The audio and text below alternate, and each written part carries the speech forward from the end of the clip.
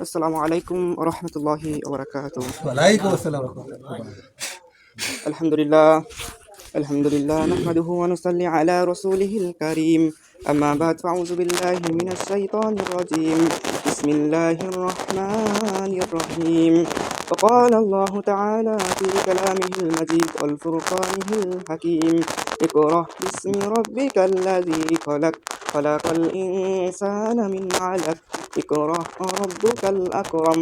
وقال النبي صلى الله عليه وسلم: طلب العلم فريضة على كل مسلم ومسلمة. إن الله وملائكته يصلون على النبي يا أيها الذين آمنوا صلوا عليه وسلموا تسليما. اللهم صل على محمد وعلى آل محمد كما صليت على إبراهيم وعلى آل إبراهيم إنك حميد مجيد. اللهم بارك على محمد وعلى آل محمد كما باركت على إبراهيم وعلى آل إبراهيم إنك حميد مجيد. لا إله إلا الله وحده لا شريك له الملك وله الحمد يحيي ويميت على كل شيء قدير. لا إله إلا أنت سبحانك إني كنت من الظالمين. لا حول ولا قوة إلا بالله العلي العظيم. لا إله إلا أنت سبحانك إني كنت من الظالمين. إنا لله وإنا إليه راجعون. ربي زدني علما ربي زدني علما ربي زدني علما. لا إله إلا الله মুহাম্মাদুর রাসূলুল্লাহ সাল্লাল্লাহু আলাইহি ওয়াসাল্লাম। সমস্ত প্রশংসা সেই মহান আল্লাহ তাআলার, যে আল্লাহ তাআলার প্রশংসা সারা জীবনও আমরা যদি সিজদায় পড়ে থাকি, সারা জীবন যদি তার ইবাদত করি, সারা জীবন যদি আমরা তার গোলামি করি, তারপরেও তিনি আমাদের যে রহমত করেছেন তার বিন্দু মাত্র আমরা তার প্রশংসা আদায় করে পারবো না। পৃথিবীর সমস্ত জমিনকে যদি খাতা হিসেবে তৈরি করা হয়, পৃথিবীর সমস্ত গাছপালাকে যদি কলম হিসেবে তৈরি করা হয়, এবং নদ নদীগুলোকে, সাগর নদ নদীগুলোকে যদি পানি, এই সকল পানি যদি কলমের কালি হিসেবে তৈরি করে তার গুণগান লেখা হয়, এগুলো শেষ হয়ে যাবে, কিন্তু আল্লাহ তাআলার প্রশংসা শেষ হবে না। অনুরূপভাবে আবার তৈরি করতে হবে, শেষ হয়ে যাবে, অনুরূপভাবে আবার তৈরি করতে হবে, শেষ হয়ে যাবে, কিন্তু আল্লাহ তাআলার প্রশংসা শেষ হবে না। সে আল্লাহ তাআলার কাছে প্রশংসা আদায় করার জন্য আমরা পড়ি রব্বানা লাকাল হামদ, ربنا لك الحمد হামদান কাসীরান حمدا كثيرا তাইয়িবান মুবারাকান ফি طيبا مباركا فيه ইয়া রাব্বি يا ربي লাকাল হামদু لك الحمد কামা ইয়ানবাগি كما ينبغي লিজালালি ওয়াজহিক لجلال وجهك ওয়া আযীমি সুলতানিক। وعظيم سلطانك. সমস্ত প্রশংসা সে মহান আল্লাহ তাআলার, যে আল্লাহ তাআলা আপনাকে আমাকে তার ঘরে জুমার দিন আসার বসা তৌফিক দান করেছেন, এই জন্য খুশি হয়ে পড়ি আলহামদুলিল্লাহ। الحمد لله. সেই আল্লাহর কাছে আলো শুকরিয়া, যে আল্লাহ তাআলা আপনার আমার অসুস্থতা থেকে সুস্থ করার মালিক, সুস্থ মানুষ আবার অসুস্থ করার মালিক। সে আল্লাহ তাআলা আপনাকে আমাকে সুস্থ রেখেছেন, আবার তার ঘরে আবার হেঁটে আসা তৌফিক দান করেছেন, এই জন্য আবার আল্লাহকে শুকরিয়া আদায় করে পড়ি আলহামদুলিল্লাহ। الحمد لله. দুরূদ আসসালাম আপনার নবী, আমার নবী, আমাদের বক্তার মুক্তি দুধ শরীফ সাল্লাল্লাহু আলাইহি ওয়াসাল্লাম। তো আমরা বলছিলাম আল্লাহ তাআলার, যেহেতু আল্লাহ তাআলা আপনার আমার মালিক, সে আল্লাহ তাআলাই আপনার আমার বিধান দেওয়ার মালিক। সে আল্লাহ তাআলা আপনাকে আমাকে যেমন তৈরি করেছেন, সেই আল্লাহ তাআলাই সিস্টেম করেছেন কোন পথে চললে মানুষ হবে শান্তি, কোন পথে চললে মানুষের হবে অশান্তি। সেই জন্য আল্লাহ তাআলার কথা মানলেই আপনার আমার কী হবে? মুক্তি। আল্লাহ তাআলা সূরা নিসার ভিতর বলেছেন, ইয়া আইয়ুহাল্লাযীনা আমানু আতিউল্লাহা ওয়া আতিউর রাসূলা ওয়া উলিল আমরি মিনকুম ওয়া ইন তানাযাতুম ফি শাইইন ফারুদ্দুহু ইলাল্লাহি ওয়ার রাসূলি ইন কুনতুম তু'মিনুনা বিল্লাহি ওয়াল ইয়াউমিল আখির যালিকা খায়রু ওয়া আহসানু তা'ওয়িলা। আল্লাহ তাআলা এর মধ্যে বলেছেন, হে ওইসব লোক যারা ঈমান এনেছো, হে ওইসব লোক যারা ঈমান এনেছো। আল্লাহ বলতে পারতো ইয়া আইয়ুহান নাস, মানে বলতে পারতো সমস্ত মানুষ। ইয়া আইয়ুহাল্লাযীনা আমানু, এখানে বলা তার মানে কি? হে মুমিনগণ, যারা বিশ্বাসের দাবিদার। কারা? যারা মুমিনগণ, তারাই তো বিশ্বাসের দাবিদার। আমরা যারা মুমিন নিজেদেরকে বলি, তারা কি? তো বিশ্বাস করি যে আল্লাহ আছে, আল্লাহর বিধান আছে, তাহলে কাদেরকে বলা হয়েছে স্পেশাল হবে? মুমিনদেরকে বলা হয়েছে ইয়া আইয়ুহাল্লাযীনা আমানু, হে ওইসব লোক যারা ঈমান এনেছো, যদি তোমরা সত্যি আল্লাহ আখিরাতের উপর ঈমান এনে থাকো। যদি তোমরা সত্যি, শুধু ঈমান বেরেছি বললে হবে না। আল্লাহ তাআলা যদি তোমরা সত্যি হে মুমিন, তোমরা যদি সত্যি আল্লাহ ও আল্লাহর আখিরাতের প্রতি ঈমান এনে থাকো, তাহলে কি করো? আল্লাহকে মেনে চলো। যে আমি শুধু বললাম যে ঈমান আনিছি, তাহলে আল্লাহর কাজগুলো করলাম না, মেনে ফেললাম না, তাহলে কি কাজ হবে? কাজ হবে না। এই জন্য আল্লাহ কি বললেন, হে ওইসব লোক যারা ঈমানের দাবিদার, হে মুমিনগণ, তারা কি করো? তোমরা আল্লাহকে মেনে চলো এবং রাসূলকেও মেনে চলো। আল্লাহকে মেনে চলার সাথে সাথে রাসূলকেও মেনে চলো। আর কি করো? আর তোমাদের মতো যাদের হুকুম দেওয়ার অধিকার আছে তাদেরকেও মেনে চলো। অর্থাৎ আল্লাহকে মেনে চলো, রাসূলকে মেনে চলো, এবং তোমাদের মধ্যে যে নেতা, যে তোমাদের হুকুম দেওয়ার যোগ্যতা, তাকেও তোমরা কি করো? মেনে চলো। এই হুকুম, তাহলে এই হুকুম কার? আল্লাহ তাআলা। নেতাকে মেনে চলা হুকুম কার? আল্লাহ তাআলা। এই জন্য আপনার সমাজের নেতা যে আল্লাহর দিন সম্পর্কে ডাকে, যে আপনাকে বলবেন যে সত্য সম্পর্কে বলে, সে হুকুম মানা হুকুম কার? আল্লাহ। আল্লাহই দিছে। এরপর আল্লাহ তাআলা বলেন, এরপরে বলেন আল্লাহ তাআলা আরো বলেন, তারপর যদি তোমাদের মধ্যে কোনো বিষয়ে মতবিরোধ দেখা দেয় তাহলে তা আল্লাহ রাসূলের দিক ফিরিয়ে দাও। যদি তোমাদের এইখানে যদি মতবিরোধ, তার সাথে যদি মতবিরোধ সমস্যা হয়, তখন তোমরা আল্লাহ কি বলেছে, রাসূল কি বলেছে, ওই দিক তোমরা ফিরে যাও। তখন তার কাছে এই সম্পর্কে প্রশ্ন দিয়ে দাও। আর কি করো? এটাই সঠিক কর্মনীতি এবং শেষ ফলের দিকেও এটাই ভালো। এরপর আল্লাহ তাআলা আরো বলেন সূরা মুহাম্মাদের ভিতরে, ইয়া আইয়ুহাল্লাযীনা আমানু আতিউল্লাহা ওয়া আতিউর রাসূলা ওয়া লা তুবতিলু আমালাকুম। হে ওই সব লোক তারা ঈমান এনেছে, এখানেও তারা ঈমান এনেছে, তাদেরকে বলা হয়েছে আল্লাহ ও রাসূলের কথা মতো চলো আর নিজেদের আমলগুলোকে নষ্ট করে দিও না।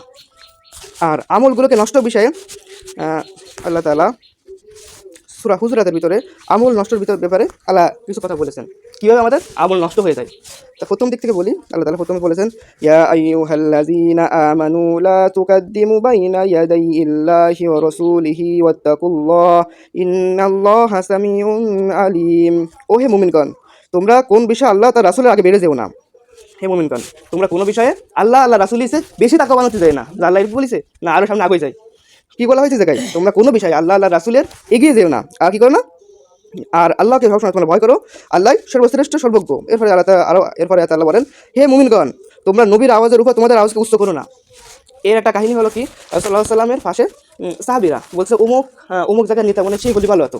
এই সাহাবী বলতে ও সেই বলি ভালো হতো, এ বলছে না এই সাহাবী এই বলি মনে হয় ভালো হতো। তা বলতে বলতে একসময় রাসূলুল্লাহ সাল্লামের আওয়াজ থেকে তাদের আওয়াজটা উচ্চ হয়ে গেছে। কথা বলতে উচ্চ হয়ে যায় না, যদি মনে করেন বলে নাইডে নাইডে নাইডে বলতে উচ্চ যায়, তখন আল্লাহ তাআলা কি বললেন, আয়াত নাযিল হয়ে গেল, তোমাদের গলার আওয়াজের থেকে তোমাদের নেতার আওয়াজের উচ্চ না হয়, তাহলে কি হবে? তাহলে তোমাদের নিজের পরস্পরের যেমন উচ্চ আওয়াজে তোমরা নিজেরা যেমন কথা বলা জোরে জোরে, কিন্তু তার আওয়াজের সাথে উচ্চ হবে না। এখানে বলা হয়েছে, হে মুমিনগণ, তোমরা নবীর আওয়াজের উপর তোমাদের আওয়াজ উচ্চ করো না। তোমরা নিজেদের পরস্পর যেমন উচ্চ আওয়াজে কথা বলো, তার সঙ্গে সেই রকম আওয়াজ করে কথা বলো না। এরপর কি করো? তা করলে তোমাদের কাজকর্ম নিষ্ফল হয়ে যাবে আর তোমরা একটু টেরও হবে না। তোমার পূর্বে যে আমলগুলো সেগুলো শেষ হয়ে যাবে, নষ্ট হয়ে যাবে, তোমরা কি করবে না, টেরও হবে না। এই জন্য যেমন নবী রাসূল যেমন তাদেরকে নেতা, তাদের সম্পর্কে কি হতে হবে, বিনয়ীভাবে কথা বলতে হবে, যেন তারা মনে কষ্ট না পায়। যদি কোনো আওয়াজ থেকে উচ্চ না হয়ে যায়, একদম সাধারণ জায়গায় সরিয়ে চলে হবে, সবার সাথে সেভাবে কি চলতে হবে, নেতার সাথে সেভাবে আচরণ করতে হবে। এই হুকুম কি কার? আল্লাহ তাআলার। এরপর আল্লাহ আরো বলেন, যারা আল্লাহ রাসূলের সামনে তাদের আওয়াজ নিচু করে, তারা আল্লাহ রাসূলের সামনে তাদের আওয়াজকে নিচু করে, আল্লাহ তাদের অন্তরগুলোকে তাকওয়ার জন্য বাছাই করে নিয়েছেন। বলছেন যদি আমি করি তার মানে কি, আল্লাহ আমার প্রতি রহমত করেছে যে আমি ভালো কাজ করতেছি। তারা রাসূলের সামনে তাদের আওয়াজকে নিচু করে, আল্লাহ তাদের অন্তরকে তাকওয়ার জন্য বাছাই করে নিয়েছেন। তাদের জন্য আছে ক্ষমা আর বিরাট পুরস্কারও তাদের জন্য রয়েছে। এই জন্য যেহেতু আল্লাহ সেই সময় আল্লাহ রাসূলুল্লাহ সাল্লাল্লাহু আলাইহি ওয়াসাল্লাম নিজে ছিলেন, এর ফলে যখন আপনার নেতা যে হবে, কারণ আল উলামা ওয়ারাসাতুল আম্বিয়া, ওই তো সিঁড়ি বাই চলে আসছে, তুমি এখন তোমার দেখি তোমার গলার উপরে যা যাবে না। এখন সেই বলা হয়েছে সম্মান করার বিষয়টা, যে আল উলামা ওয়ারাসাতুল আম্বিয়া, রাসূল বলেন নবীগণ ওয়ারিস কি আলেম উলামা। সেই জন্য যে আলেম উলামা আপনাকে 70 কথা বলে, যে আলেম উলামা যে নেতাগুলো আপনাকে ইসলামের পথে দাওয়াত দেয়, এদেরকে কি করতে হবে, সেরকম সম্মান করতে হবে, তাই কি না? এরপর আল্লাহ আরো বলেন, এদেরকে সর্বোচ্চ সম্মানের দৃষ্টি দিতে হবে। এরপরে আল্লাহ রাসূলুল্লাহ সাল্লাল্লাহু আলাইহি ওয়াসাল্লামকে অন্য কেউ এসে ডাকতেছে, ইয়া মুহাম্মদ, হে মুহাম্মদ, বাড়ির সামনে দে জোরে জোরে ডাকতেছে। কিন্তু কি হচ্ছে, এরপরে আল্লাহ নাযিল করে দিলেন, যারা তোমাদের হুজুরের বাইরে থেকে উচ্চ আওয়াজে ডাকে তাদের অধিকাংশ কোনো জ্ঞান নেই, কারণ তিনি তো রাসূল, তারা যদি মুহাম্মদ জোরে জোরে ডাকে, এটা সম্মানের ব্যাপার না। আল্লাহ নিজেই বলেছেন, ইয়া আইয়ুহান নবী, হে সম্মানিত ব্যক্তি, আমরা কি বলি ইয়া নবী সালাম আলাইকা, আমরা শুধু ডাকি ইয়া নবী, হ্যাঁ, কিন্তু এদিকে আল্লাহ কি ইয়া আইয়ুহান নবী, আল্লাহ সম্মান দিয়ে বলেছেন, সেজন্য তাকে সম্মান দিতে হবে। ইয়া নবী বলা যাবে না, ইয়া নবী বলতে হবে না, মানে শুধু বলে ইয়া নবী, হে নবী, ইয়া আইয়ুহান নবী, তার মানে সম্মান দিয়ে বলছে, মানে সম্মানের বিষয়টা বুঝাচ্ছে এই জায়গা, বুঝছেন? বলছি যে তার মানে যারা দূর থেকে জোরে জোরে যারা ডাকতেছে, যে বাড়ি থেকে জোরে জোরে ডাকতেছে যে বের হয়ে আসো, এই আবুল কাসেম বাইরে বের হয়ে আসো, এ বলা যাবে? আল্লাহ নিজেই সম্মান দ্বারা রাসূলের বলেছে, সেই জায়গায় যদি সাধারণ মানুষ এভাবে বলে তা হবে?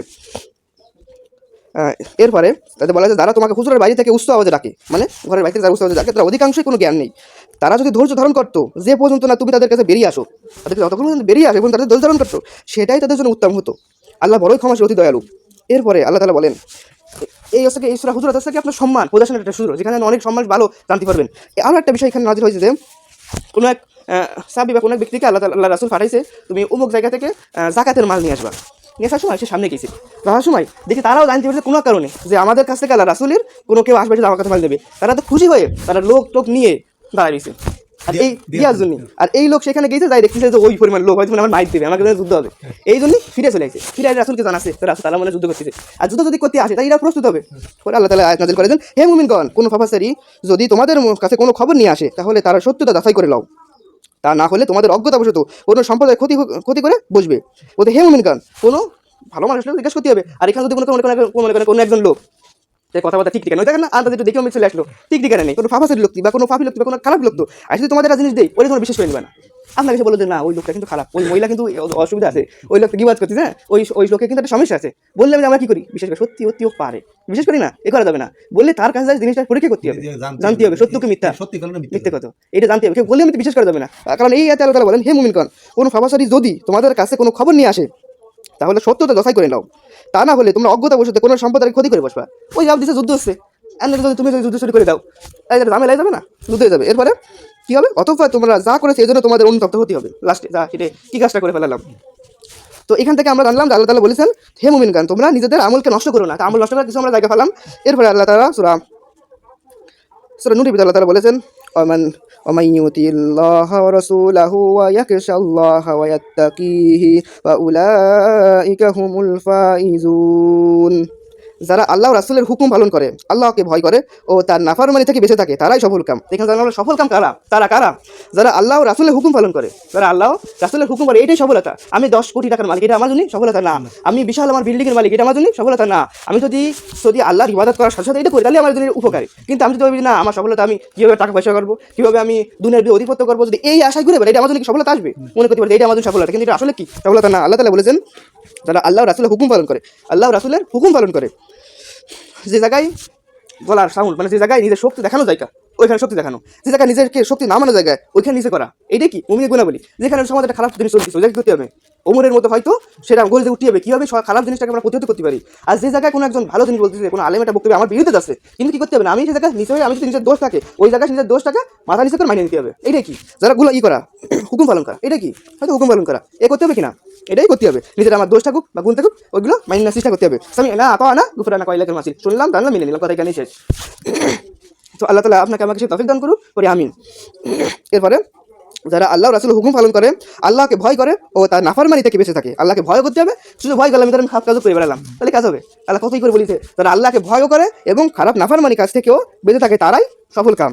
এরপর আল্লাহ তাআলা বলেন সূরা ইমরানের ভিতরে, ওয়াতিউল্লাহ ওয়া রাসূলা লাআল্লাকুম তুরহামুন।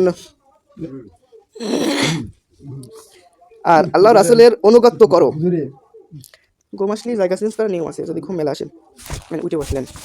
আর আল্লাহ রাসূলের অনুগত্য করো, আল্লাহ তাআলা বলেন আল্লাহ রাসূলের অনুগত্য করো। এখন অনুগত্য করলাম, তারকে ইত্তেদা করলাম, তার মানে মনে করেন সামনে আমি একদম যাচ্ছি, তার পিছনে পিছনে আসলাম, হ্যাঁ অনুগত্য করলাম, ইত্তেদা করলাম। এখন আপনি মনে করেন সাথে সাথে যাওয়ার সাথে আমি যদি এখন সামনে চলে যাবেন তাহলে কি ইত্তেদা করা হবে? ইত্তেদা করা হবে না। তাই আপনি দল থেকে বাইরে চলে গেলেন, যতটুকু বলাইছে এই জায়গায় মনে করেন যতটুকু বলাইছে মনে করেন নামাজের ভিতরে আমরা কি করি, সিজদারি দেওয়ার সিস্টেম দুইটে, আমি যদি 170 সিজদা দিই ভোটে নড়বো না, খালি সিজদা দিতেই থাকবো দিতেই থাকো, এটা কি বুঝি? এটা তো ভালো কাজ, খারাপ কাজ সিজদা দেখে খারাপ কাজ, খারাপ কাজ ভালো কাজ কোনোভাবে করতে হবে। যে এখানে যে সিস্টেম সেইখানে সে সিস্টেম, তাহলে কি হবে? বেদাত চলে আসবে, ইসলামের নতুন সৃষ্টি তৈরি করা। আর বেদাতের ভিতর কি সকল বেদাত পথভ্রষ্টতা, আর পথভ্রষ্টতা জাহান্নাম ফিন্নার।